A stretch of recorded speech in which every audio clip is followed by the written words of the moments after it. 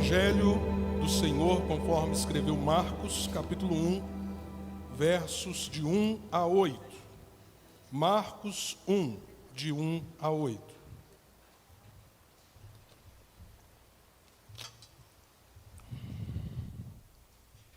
Assim nos diz a Escritura: princípio do Evangelho de Jesus Cristo, Filho de Deus, conforme está escrito no profeta Isaías: enviarei à tua frente o meu mensageiro, ele preparará o teu caminho. Voz do que clama no deserto: preparem o caminho para o Senhor, façam veredas retas para ele. Assim surgiu João, batizando no deserto e pregando um batismo de arrependimento para o perdão dos pecados. A ele vinha toda a região da Judeia e todo o povo de Jerusalém, confessando os seus pecados, eram batizados por ele no Rio Jordão. João vestia roupas feitas de pelos de camelo, usava um cinto de couro e comia gafanhotos e mel silvestre. E esta era a sua mensagem: depois de mim vem alguém mais poderoso do que eu, tanto que não sou digno nem de curvar-me e desamarrar as correias das suas sandálias. Eu os batizo com água, mas ele os batizará com o Espírito Santo. Há um reality show que se intitula, diríamos assim, a casa mais vigiada do Brasil, quem sabe do mundo. São centenas de câmeras filmando o tempo todo algumas pessoas confinadas, mostrando ali os seus conflitos, os seus dilemas, as suas traições e assim por diante, suas festas. E é interessante que tem gente que se dá o trabalho de pagar para ver mais câmeras. Compra lá o pay-per-view e paga o acesso a mais câmeras para ver por mais ângulos. Eu fico pensando assim, se existisse no tempo de Jesus um tipo de tecnologia dessa. Você já pensou? Seria maravilhoso. Aí sim eu pagaria para ver. Várias câmeras de vários ângulos, filmando o mestre, sua vida, seus milagres, seus ensinamentos, o tempo inteiro. Provavelmente você até daria uma certa atenção ao momento da traição de Pedro, coisa parecida, eu não sei.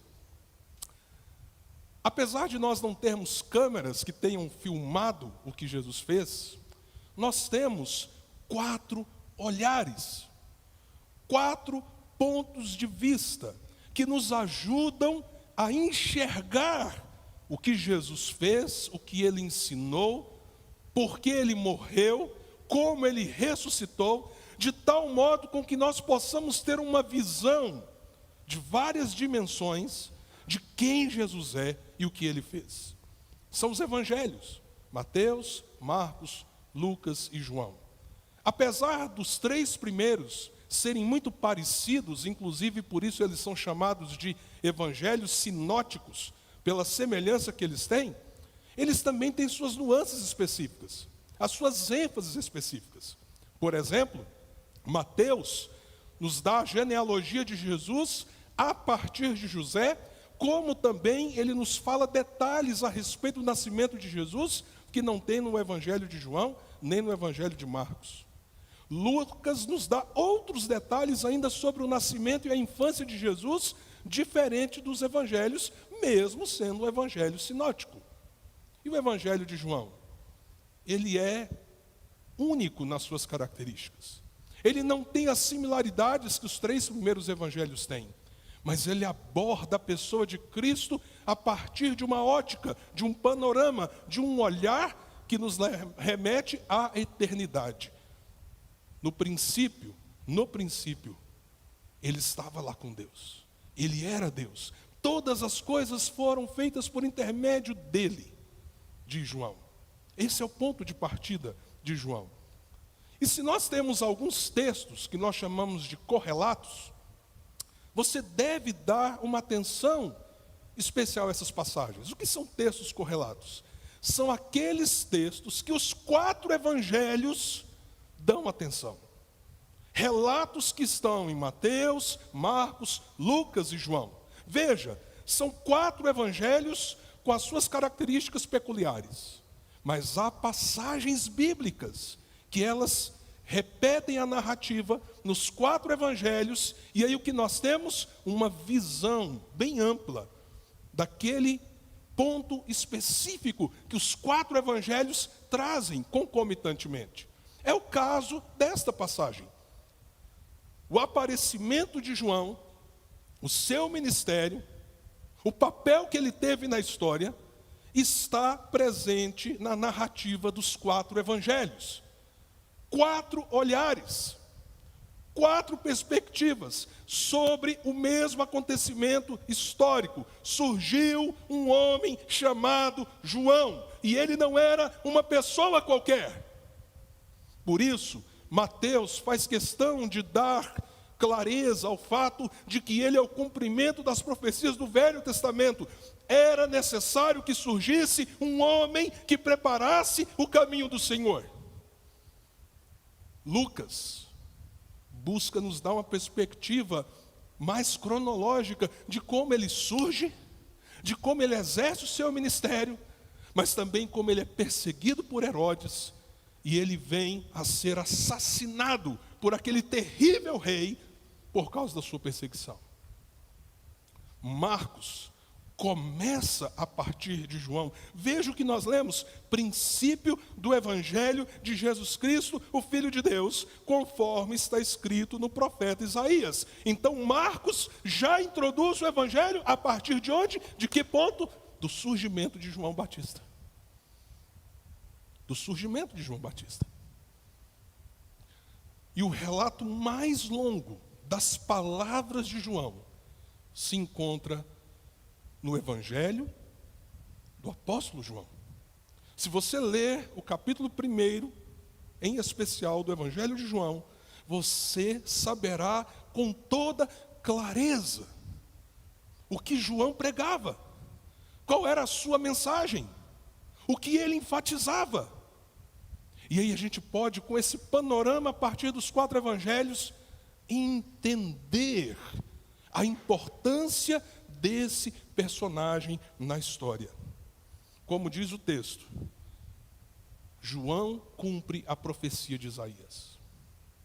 Ele surge como aquele que foi prometido, que haveria de preparar o caminho do Senhor. Mas a pergunta é: como João preparou o caminho para que Cristo se manifestasse, exercesse o seu ministério na terra, até que ele cumprisse a obra de redenção por nós? Isso é algo muito importante que você precisa gravar.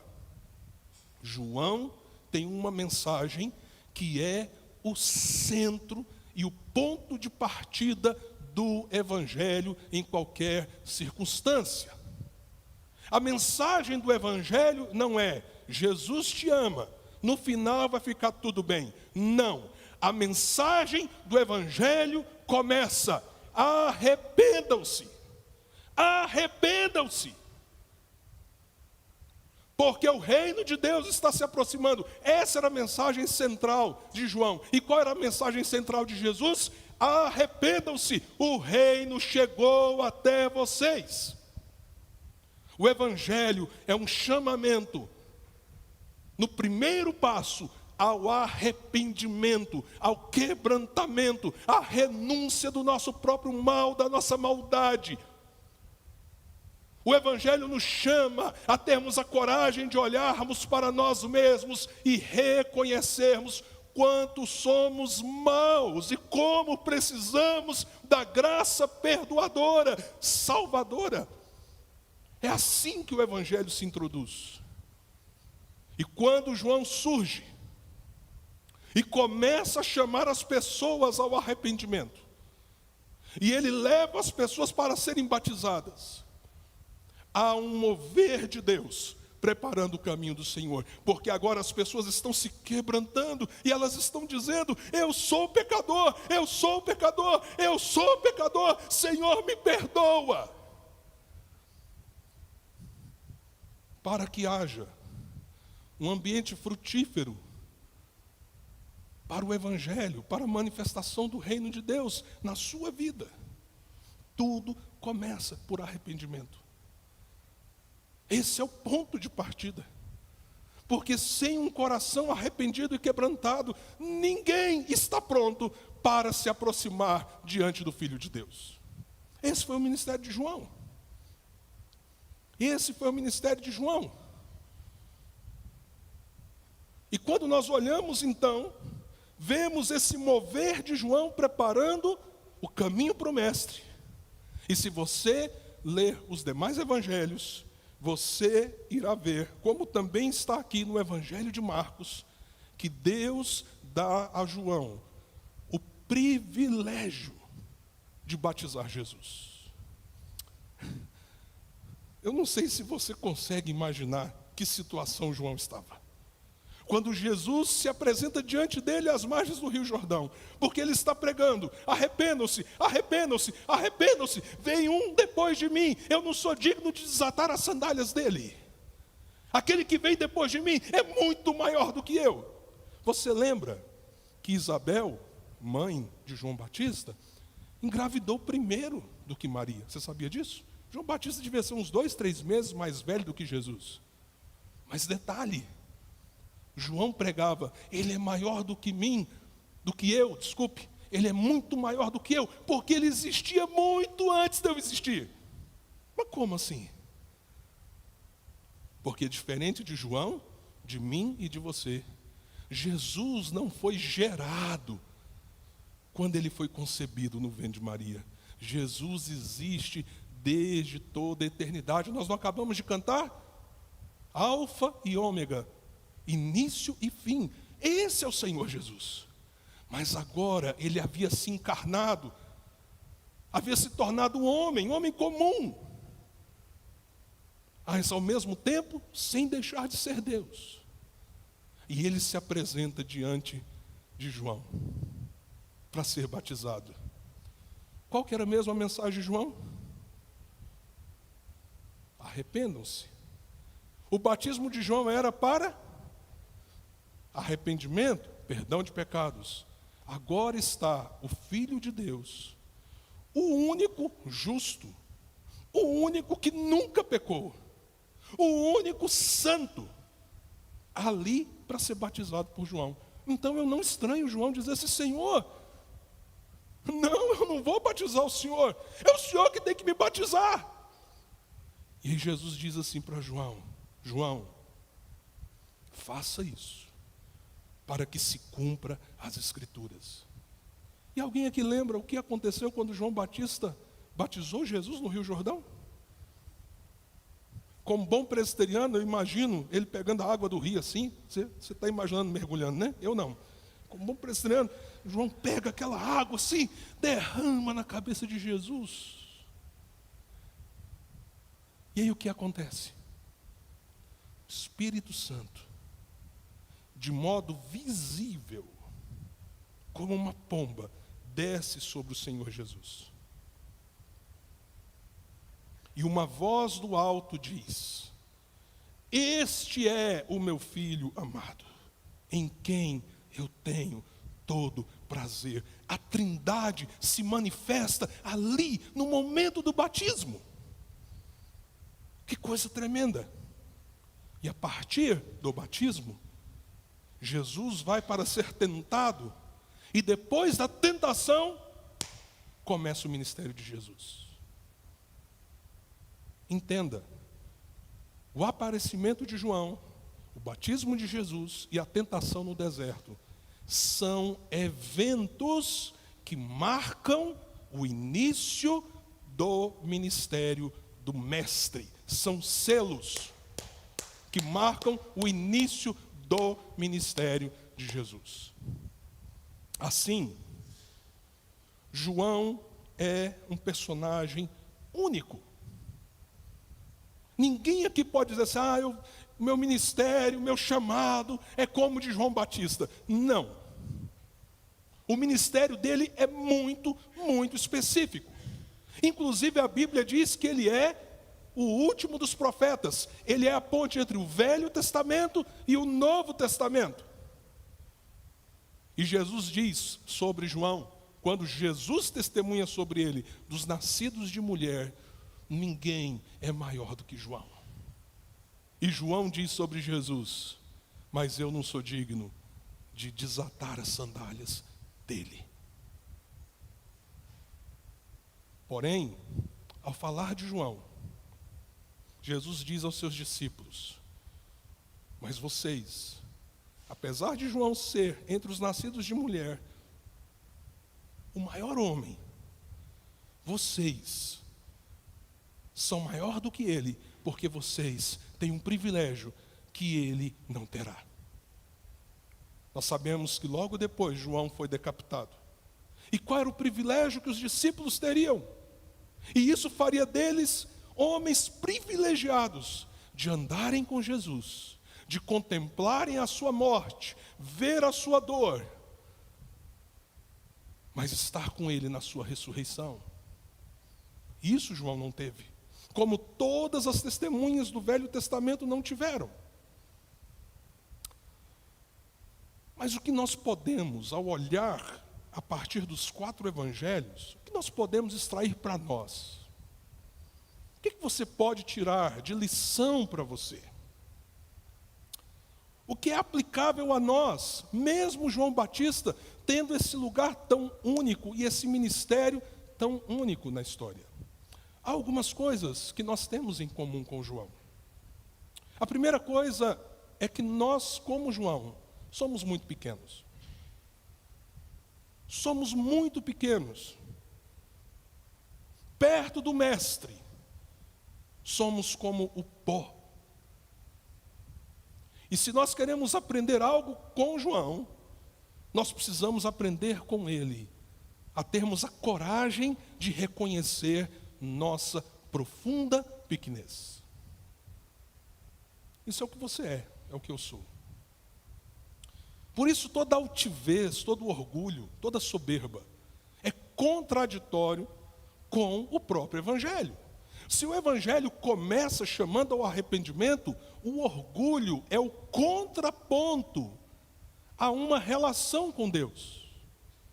Nós precisamos, como João, ter a coragem de dizer: eu não sou digno nem de desatar as sandálias do meu Senhor.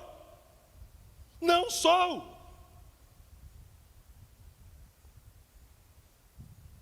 E como João, além de reconhecer a nossa pequenez, nós precisamos reconhecer que, apesar disso, nós temos um chamado e nós temos um papel.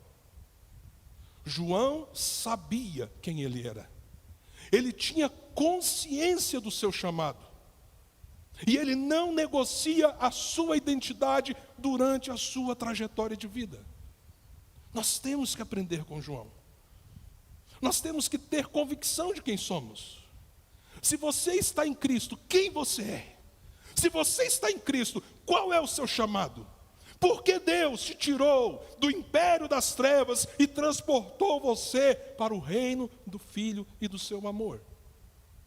Quem você é agora? Mesmo pequeno, mesmo pecador, mas quem você é? Se há algo que Satanás sempre vai tentar destruir em você, é a sua consciência da sua identidade. Essa guerra espiritual nós vivemos todos os dias. Mas se eu fui crucificado com Cristo, se eu morri para mim mesmo e ressuscitei nele para ser uma nova criatura, eu preciso olhar para mim e saber quem eu sou, quem habita em mim, quem está sobre mim, quem governa a minha vida, o meu tempo, a minha história. E apesar do seu chamado ser tão diferente do chamado de João Batista, há uma coisa em comum entre você e ele, entre nós e ele: nós somos testemunhas. Nós somos testemunhas. O nosso ministério, independente dos dons e talentos que você tem, ele está centrado em nós sermos testemunhas. Testemunhas de quê e de quem? Testemunhas de quem é Cristo. Onde o Senhor coloca você? Ele coloca para que você seja testemunha, com palavras, com ações, com o seu coração, com a sua vida toda. Você é testemunha daquele que morreu e ressuscitou para a salvação daqueles que creem. E isso chega então, nos leva a uma conclusão final. Se nós somos pequenos, pecadores, arrependidos, temos um mestre grande, aquele que morreu e ressuscitou por nós, e temos o papel de sermos suas testemunhas. Então tudo, não apenas algumas coisas, tudo precisa girar em torno da nossa relação com Jesus. De vez em quando a gente ouve umas histórias, por exemplo, de gente que diz assim: eu sou crente, mas o meu facão não é não.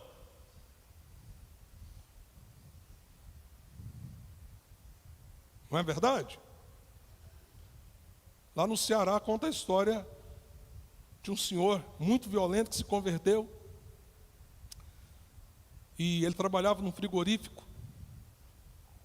E aí o pessoal começou a querer pegar no pé dele, porque agora ele era crente, virou crente, passou para a religião de crente.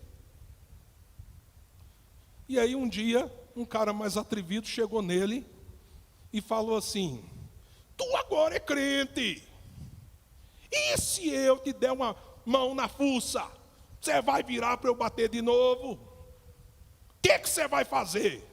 Aí ele, de uma maneira muito tranquila, gentil, falou: enfio a peixeira e torço. Esse irmão precisava de discipulado, né? Alguém precisava discipular esse irmão. A peixeira dele ainda não era crente. Você não é crente em empresário ou funcionário. Você é crente como empresário ou funcionário. Você não é crente e estudante. Você é crente como estudante. Você não é crente e pai. Você é um pai crente. Ou uma mãe crente. Você não é filho e seguidor de Jesus. Como filho, você obedece o Evangelho de Jesus em relação aos seus pais. A vida de João Batista foi centrada em Cristo, apontando para Cristo. Ele não apenas vivia reconhecendo a sua pequenez, e não apenas testemunhando a respeito daquele que viria após ele, e que era o Cristo, mas ele também centrou toda a sua existência no Filho de Deus. Para a gente chegar ao final dessa reflexão, nesse olhar dos 4 evangelhos, é interessante que no evangelho de Lucas, Lucas nos narra que num determinado momento, quando João estava na prisão, ele seria decapitado. Não sei se um dia, 2 dias, 3 dias depois, mas ele estava ali esperando a sentença ser cumprida. Há um momento em que ele sofre dúvidas. Você já viu isso na Bíblia? Se João Batista teve lutas e dúvidas, imagina eu e você, hein? Será que de vez em quando a gente tem? A dúvida dele não era se Jesus provinha de Deus, mas por um instante, preso, humilhado, ele questiona: mas ele é aquele que viria mesmo depois de mim? Ele é o Cristo?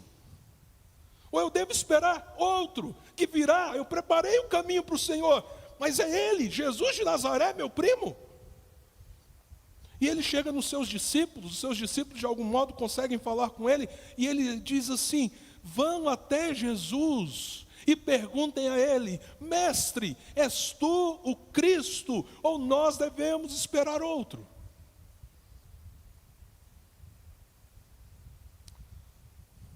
E é muito interessante a resposta de Jesus. De vez em quando eu luto com algumas dúvidas, eu tenho uma sensação assim: será que não vai cair um raio lá de cima? Porque eu, esse crente antigo, velho, ainda lutando com determinadas questões dentro de mim, Senhor, tem misericórdia, Senhor. Mas é interessante que Jesus, diante da pergunta de João, ele não diz assim: como assim? Ele me batizou, ele viu o Espírito descendo sobre mim. Não. Jesus diz assim: digam a João, os cegos veem, os surdos ouvem, e aos pobres é anunciado o reino de Deus. Por que Jesus dá essa resposta? Você sabe? João Batista era o cumprimento das profecias do Velho Testamento, inclusive no texto que lemos em Marcos, nós lemos uma profecia de Isaías, 720 anos antes de Cristo. Falava de João Batista. Mas as profecias do Velho Testamento também falavam, e de modo especial, falavam sobre Jesus Cristo. E o livro de Isaías, no capítulo 61, diz assim: o Espírito do Senhor está sobre mim, pelo que Ele me ungiu a proclamar o Evangelho, a dar vista aos cegos, a levantar os coxos e a anunciar o ano do Senhor, o tempo da vingança do nosso Deus.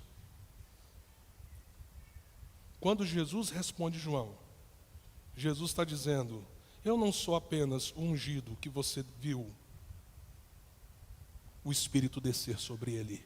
Eu sou aquele que cumpre a profecia de Isaías. Eu sou o ungido do Senhor, que dá vista aos cegos, que dá voz para aqueles que nunca foram capazes de falar, e que anuncia a gente miserável e pobre o reino de Deus. Digam isso para João, ele vai entender. Nessa manhã, é necessário que você tenha coragem de reconhecer a sua pequenez, como João tinha. É necessário que você se aproprie da identidade que você tem em Cristo Jesus, se você está em Cristo Jesus. Ou quem sabe, nesta manhã, o Evangelho está sendo anunciado para que você abrace essa nova identidade, morra para você, abrace a cruz de Cristo como sacrifício por você, para o perdão dos seus pecados, e você será uma nova criatura, uma nova pessoa, redimida em Jesus. E a partir disso, nós precisamos entender, somos testemunhas. O que estamos fazendo nessa manhã? Estamos sendo testemunhas. Você não veio aqui assistir um culto. Talvez alguém que está lá assistindo o culto via online, e eu espero que você esteja sendo edificado, tem essa percepção que culto é uma coisa para a gente assistir. Não, irmãos. Culto é um serviço que nós prestamos a Deus de adoração. E toda vez que o povo de Deus se reúne para adorar, o povo de Deus está testemunhando do seu Senhor. Mas isso não pode apenas ser uma expressão num culto público. Por isso que você precisa da sua vida centrada em Jesus. Todas as áreas, todas as dimensões. Não pode haver uma área da sua vida que você diga: essa área aqui, nessa área eu não sou crente. Esse é um pedacinho da minha vida que eu não sou testemunho de Jesus. Não. Em tudo, em tudo, em tudo. Curva a sua cabeça. Vamos orar.